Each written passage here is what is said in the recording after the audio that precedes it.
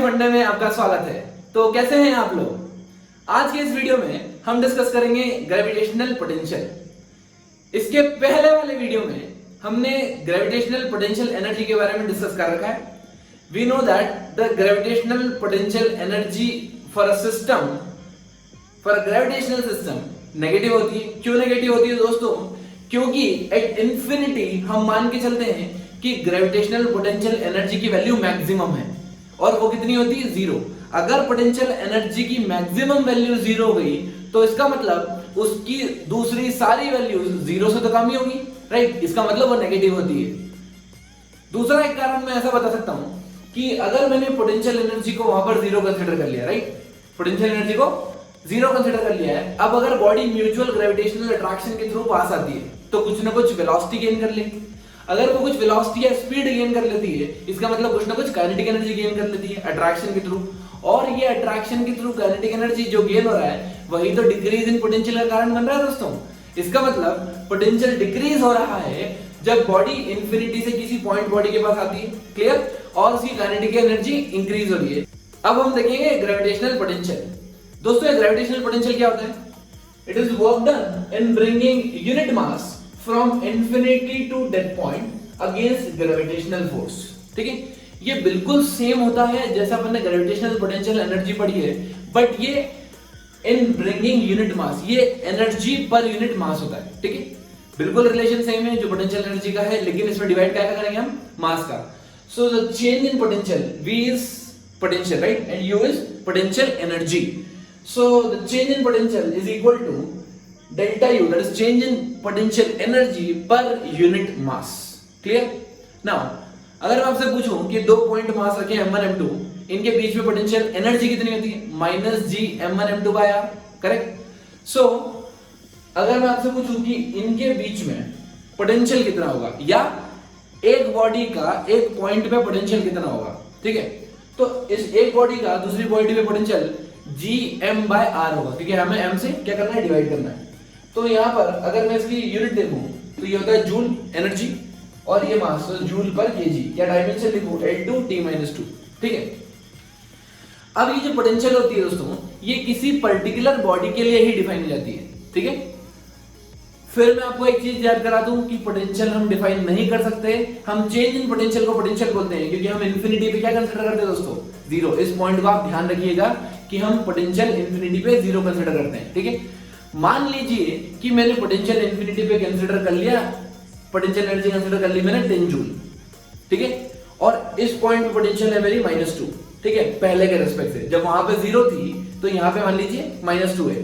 अगर वहां पे 10 होगी तो यहां पे 10 -2 दैट इज 8 हो जाएगी। मतलब दोनों में मुझे 10 का ऐड करना पड़ेगा। क्या ये चीज क्लियर है आपको? रेफरेंस के हिसाब से मेरी पोटेंशियल एनर्जी हर पॉइंट की चेंज हो जाएगी, लेकिन पोटेंशियल डिफरेंस दो पॉइंट के बीच का कभी चेंज होने वाला नहीं है। चलो देखते हैं क्या लिखेंगे। We will find the gravitational potential due to a point mass. एक पॉइंट मास है, मान लीजिए m मास है। अब मैं इसका लिखूंगा इसका ग्रेविटेशनल पोटेंशियल कितना है किसी पॉइंट पे, इसी पॉइंट r डिस्टेंस पे मान लीजिए, ठीक है? क्या करते हैं हम? जैसे याद है हमें, हमने निकाला था ग्रेविटेशनल फील्ड। कैसे निकाला था दोस्तों? फोर्स निकाल लिया था उस पॉइंट पे डिवाइड बाय मास। सिमिलरली हम क्या करेंगे, यहां पे एक यूनिट मास लेके आएंगे। क्या लिखेंगे दोस्तों? Unit mass. और इन दोनों के बीच की क्या कैलकुलेट कर लेंगे? एनर्जी। अगर मैंने इन दोनों के बीच की एनर्जी कैलकुलेट कर ली, एनर्जी पर unit mass will give me the potential, correct? तो मैं पोटेंशियल लिखता हूं -gmm by r divided by mass. इन दोनों के बीच की potential energy divided by unit mass. कौन सा वाला मास? ये वाला मास। अगर मैं इस मास से डिवाइड करता हूं तब मुझे क्या आएगा? I will get the potential due to this mass at this point, potential due to this mass at this point, ये होगा मेरा एक्सप्रेशन -gm by r। क्या चीज क्लियर है आपको? तो आइए दोस्तों अब हम ग्रेविटेशनल पोटेंशियल निकालेंगे ड्यू टू अ रिंग। सबसे पहले हम रिंग के सेंटर पॉइंट में निकालते हैं, राइट? हमें पता है कि जो ग्रेविटेशनल पोटेंशियल होता है वो पॉइंट मास के लिए कितना होता है दोस्तों? -gm by r। यहां पर बहुत सारे मैं छोटे पॉइंट मास कंसीडर कर सकता हूं। मैंने मान लिया कि एक छोटा सा मास कंसीडर कर लिया हमने, dm, करेक्ट? अब यहां पे मुझे क्या निकालना दोस्तों? इस dm का पोटेंशियल निकालना है, इस मास का पोटेंशियल निकालना है, राइट। तो मैं छोटा सा पोटेंशियल लिखता हूं -g × dm by r, correct. अगर मुझे नेट पोटेंशियल निकालना है तो मुझे क्या करना पड़ेगा, इंटीग्रेशन करना पड़ेगा, राइट। चलिए एक बात बताइए, ये dm मास है, ये मास यहां रखा है, इस पॉइंट पे पोटेंशियल किस डायरेक्शन में होगा, नीचे ऊपर राइट लेफ्ट आगे पीछे, किस डायरेक्शन में होगा दोस्तों, नीचे ऊपर। थोड़ा सा कॉमन सेंस लगाओ, gravitational potential is defined as potential energy पर unit mass, right. Potential energy scalar quantity, mass scalar quantity, तो ग्रेविटेशनल पोटेंशियल भी स्केलर क्वांटिटी है। और जब भी हम कोई स्केलर क्वांटिटी के लिए लिखेंगे तो हम उसमें डायरेक्शन नहीं देखते दोस्तों, इसका मतलब इसकी कोई डायरेक्शन नहीं होती, ये नोट कर लीजिए। ग्रेविटेशनल पोटेंशियल एक स्केलर क्वांटिटी है। अगर ये स्केलर क्वांटिटी है तो हम आंख बंद करके डायरेक्ट ऐड कर देते हैं, हमको ना तो वेक्टर लॉ लगाना है ना कुछ, ठीक है। तो क्या करेंगे, हम सारे मास की पोटेंशियल इस पॉइंट पे क्या कर देंगे दोस्तों, ऐड कर देंगे। आइए तो हम क्या करते हैं, ये g बाहर है, कांस्टेंट बाहर निकाल लो, इंटीग्रेशन dm। मुझे क्या करना है दोस्तों, कुछ भी नहीं करना, dm dm dm dm dm dm dm add करना है। जैसे मैंने dm ऐड करा तो टोटल मास m आ गया, मतलब मेरा डायरेक्ट आंसर आ गया -gm/r। दोस्तों जो स्केलर क्वांटिटी होती है ना, उसका कैलकुलेशन बहुत इजी होता है, क्योंकि उसमें डायरेक्शन में दिमाग नहीं लगाना है हमको, सीधा उठा के ऐड कर दो, सीधा उठा के सब्ट्रैक्ट कर दो, जो अलजेब्रिक एक्सप्रेशन लग रहा है वो लगा दो, आंसर निकाल लो। यहाँ पे आ गया -gm/r, ठीक है। चलिए अब हम निकालेंगे एट एन एक्सियल पॉइंट, मतलब ये रिंग है और रिंग की सेंटर एक्सिस पे कहीं ना कहीं पॉइंट लेते हैं, फिक्स पॉइंट। मैंने मान लिया ये P पॉइंट है which is at a distance x from the centre of the ring, clear.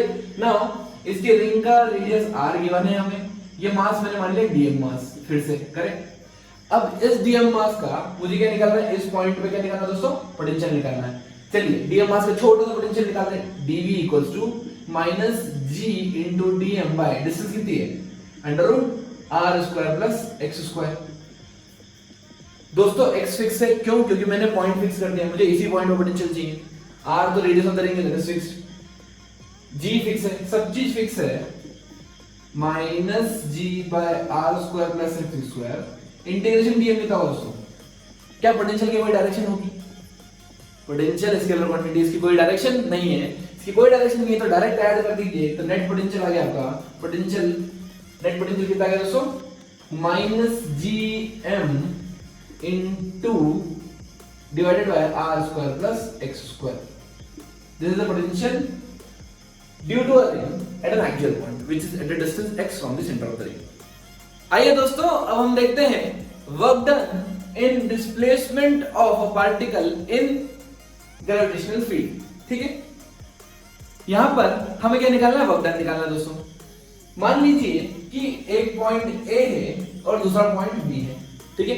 मुझे एक मास पार्टिकल को, m मास पार्टिकल को यहां से यहां लेके जाना है, ठीक है। मैंने मान लिया इसका पोटेंशियल VA है, इसका पोटेंशियल VB है, क्लियर।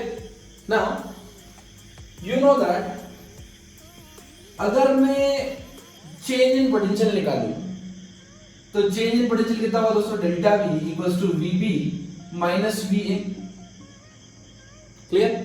अगर मैं इसका मास का मल्टीप्लाई कर दूं, मास का मल्टीप्लाई कर दूं तो देखो mass into change in potential क्या हो गया, पोटेंशियल एनर्जी, और यही तो वर्क डन के बराबर होता है। सो वर्क डन को मैं डायरेक्ट लिख सकता हूं m × VB - VA, mass into change in the potential energy between two points, between point B final point and initial point. एक बात ध्यान रखो दोस्तों, मान लो कि मेरा पाथ ऐसा ना होता और ऐसा होता, या कोई रैंडम पाथ होता ऐसे, क्या आंसर सेम आता अलग?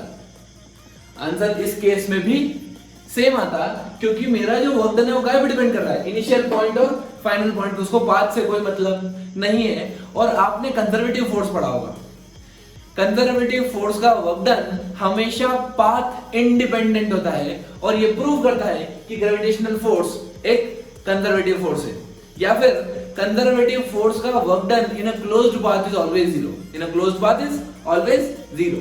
क्या ये चीज आपको समझ में आती है, वर्क डन कैसे निकालेंगे? चलिए अब हम देखते हैं, मान लीजिए कि एक मास पार्टिकल m है, अगर मैं उसका r डिस्टेंस दूर एक पॉइंट बनाऊं, क्या यहां उसका पोटेंशियल निकाल सकते हैं हम? -gm/r। सिमिलरली r डिस्टेंस यहां पे बनाऊं, इसका पोटेंशियल क्या होगा दोस्तों, minus G M by R. तो आपको ऐसा लग रहा कि एक कंप्लीट फिगर बनेगा ऐसा। ये दोस्तों बताओ ये स्फीयर है या सर्कल, ये 3D डायग्राम बनेगा या स्फीयर बनेगा, राइट। ये इंटायर स्फीयर बनेगा जहां पे हर पॉइंट पे पोटेंशियल क्या होगा दोस्तों, सेम, क्योंकि वो ये सारे पॉइंट्स इस मास से इक्विडिस्टेंट है, ठीक है। ऐसे सरफेस को, ऐसे रीजन को बोलते हैं इक्विपोटेंशियल रीजन या इक्विपोटेंशियल सरफेस, इक्विपोटेंशियल सरफेस। अब इक्विपोटेंशियल सरफेस की प्रॉपर्टी क्या होती है कि इसमें वर्क डन हमेशा क्या होता है दोस्तों, जीरो। मतलब अगर मैं एक चार्ज पार्टिकल को यहां से उठा के यहां ले गया तो वर्क डन कितना होगा, जीरो, क्योंकि इसका पोटेंशियल सेम, इसका potential same, change in potential zero, ठीक है। तो ऐसी बहुत सारी इक्विपोटेंशियल रीजन बन सकती है, ये इक्विपोटेंशियल, ये इक्विपोटेंशियल, ये इक्विपोटेंशियल, ये सारे स्फीयर्स, ये क्या है, सारे इक्विपोटेंशियल है। लेकिन इसका पोटेंशियल अगर V1 है तो इसका पोटेंशियल V2 है। ये समझ में आ रहा है दोस्तों, पोटेंशियल चेंज हो रहा है। लेकिन यहां से यहां तक हम देखें तो हर पॉइंट का पोटेंशियल एक कंप्लीट स्फीयर में, विद इन द स्फीयर क्या होगा, वो V1 ही होगा। तो आइए दोस्तों अब हम देखेंगे relation between gravitational field and gravitational potential. Gravitational field एक वेक्टर क्वांटिटी है और ग्रेविटेशनल पोटेंशियल एक स्केलर क्वांटिटी है, राइट।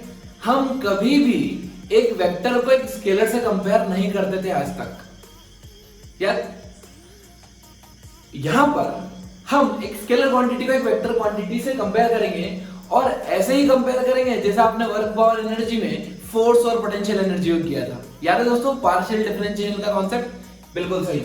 सो ये हम लिखते हैं electric field at any point, let's say ER, which is also called as acceleration at any point। याद है इलेक्ट्रिक फील्ड और एक्सेलरेशन ऑलमोस्ट सेम ही होता है।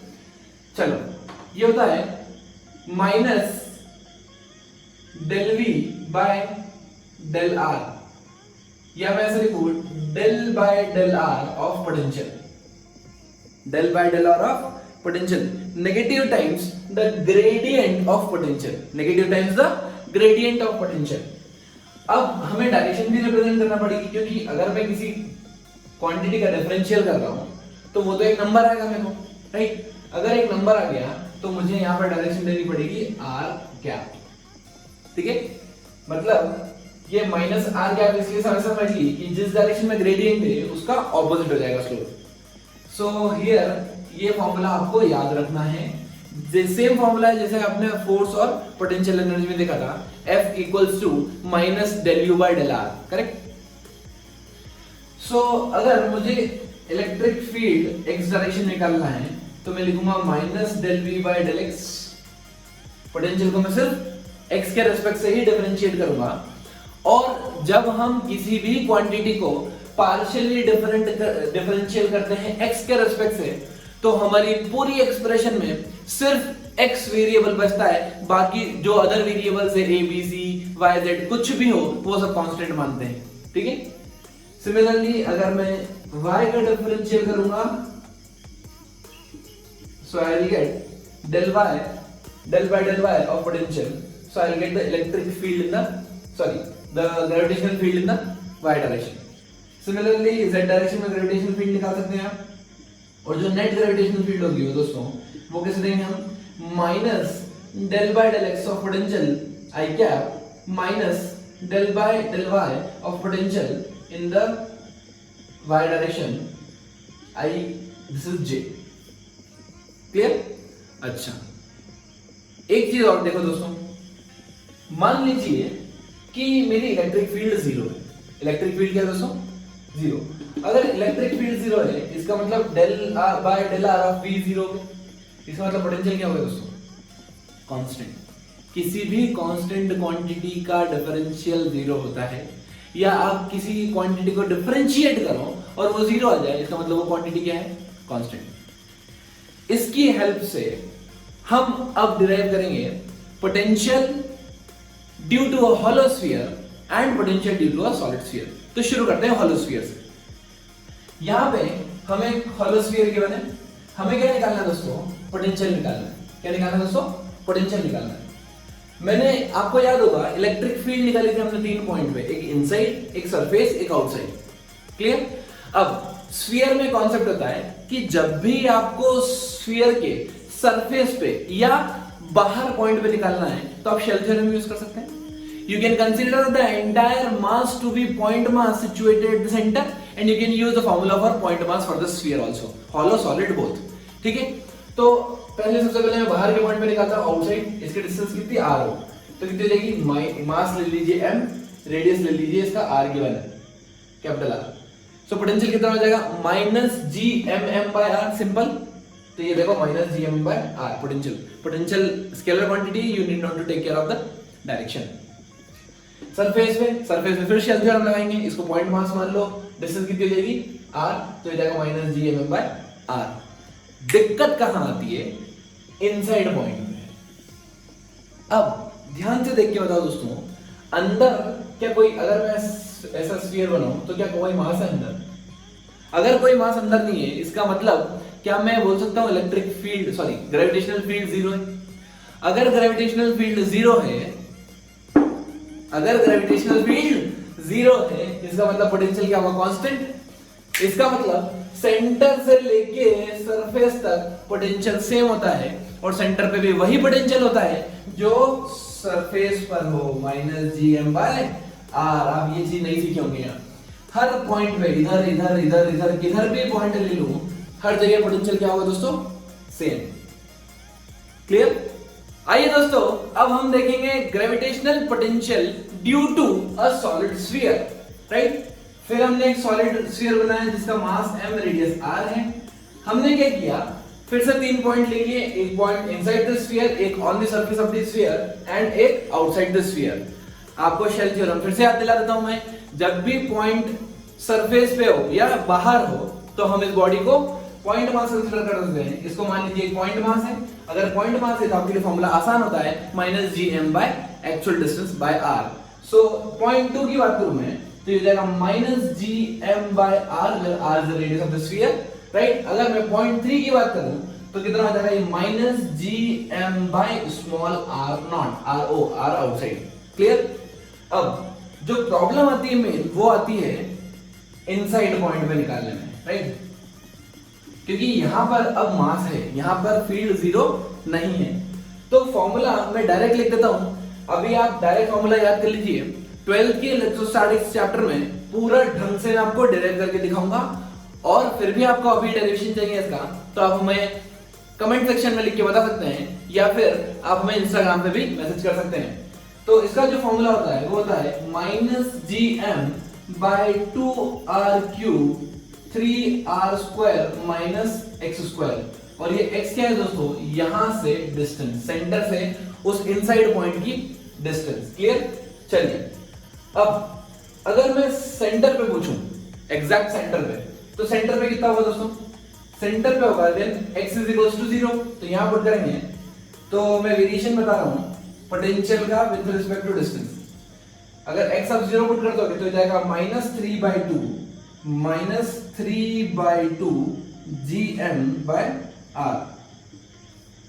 और अगर मैं सरफेस पे देखूं तो सरफेस पे होगा -gm/r, मतलब लगभग यहां आएगा, r = r पे।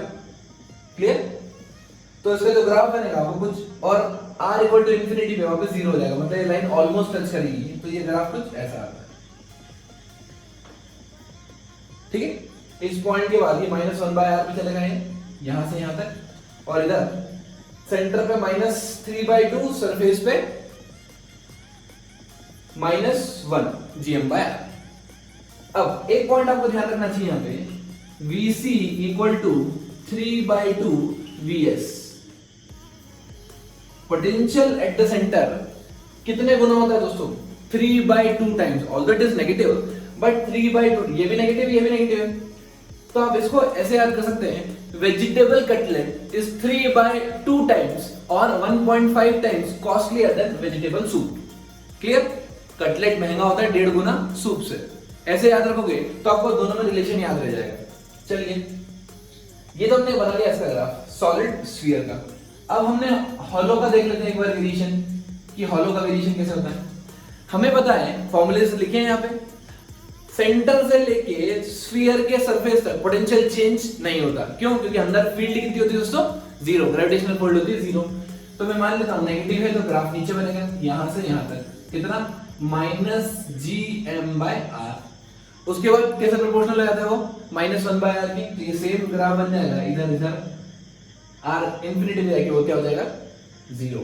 ठीक है, पोटेंशियल बढ़ रहा है दोस्तों, देखो जैसे इधर इधर जा रहे हैं अपन पोटेंशियल क्या हो रहा है बढ़ते जा रहा है। सबसे लीस्ट पोटेंशियल कहां होता है दोस्तों, सॉलिड के लिए सेंटर पे और हॉलो के लिए सेंटर से लेकर सरफेस तक। आइए दोस्तों अब हम देखेंगे gravitational potential energy of body on earth. हमने क्या किया, ग्रेविटेशनल पोटेंशियल एनर्जी निकाली। कहां पे, सबसे पहले हम निकालेंगे सरफेस पे। मतलब अगर कोई बॉडी अर्थ के सरफेस पे रखी हुई है, ठीक है, मान लीजिए m मास की बॉडी अर्थ की सरफेस पे रखी हुई है, हम इसकी निकालेंगे कि इसके पास कितनी पोटेंशियल एनर्जी होगी। ठीक है, मुझे पता है पोटेंशियल एनर्जी अगर मुझे निकालना है किसी पॉइंट P पे तो वो होता है mass into gravitational potential at that point. Potential energy is nothing, it is mass into gravitational potential at that point. दोस्तों ग्रेविटेशनल पोटेंशियल अभी हमने पढ़ा, अगर कोई स्फीयर, ये अर्थ को मैं क्या मानता हूं एक स्फीयर, अगर कोई स्फीयर के सरफेस पे या आउटसाइड पॉइंट हो तो क्या मैं पॉइंट मास मानता हूं शेल थ्योरम। तो इसको मैं एक पॉइंट मास मान लेता हूं, तो पॉइंट मास का पोटेंशियल कितना होता है दोस्तों, -g∗M/r। r कहां से डिस्टेंस होती है, centre of one body to centre of the second body, correct. तो यहां पे फॉर्मूला आ गया मेरा -gmm/r, यही मेरा ग्रेविटेशन का फॉर्मूला होगा दोस्तों, ग्रेविटेशनल पोटेंशियल एनर्जी का। अब आपको एक बात यहां पे मैं सोचने को मजबूर कर दूंगा, वर्क पावर एनर्जी में मैं जब ग्राउंड से h हाइट पे पोटेंशियल एनर्जी पूछता था तो आप बोलते थे mgh, याद है? क्यों बोल पाते हैं दोस्तों, आप कंसिडर करते थे कि सरफेस पे पोटेंशियल एनर्जी 0 है तो किसी हाइट h पे पोटेंशियल एनर्जी बढ़ जाएगी, वो हो जाएगी mgh। यहां पर सरफेस पे पोटेंशियल एनर्जी क्या 0 दिख रही है? नहीं दोस्तों, क्योंकि यहां पर हमने रेफरेंस मानना है इंफिनिटी को, और इंफिनिटी को रेफरेंस मानने के चक्कर में हमारी जो पोटेंशियल एनर्जी सरफेस पे आई है वो आई है -m/g/r।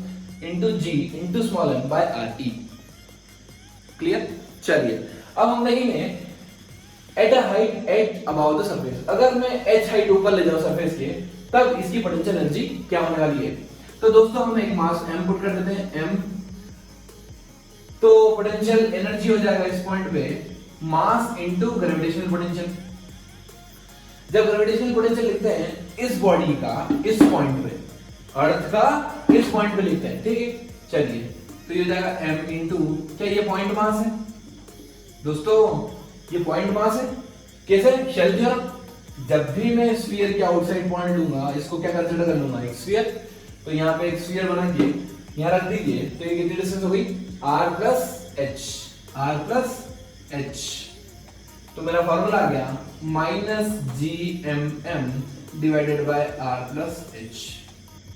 क्लियर? जब बेअसर होने लगे मन्नतों के धागे, समझ लो और इम्तिहान है इसके आगे। Stay motivated, keep learning, keep supporting.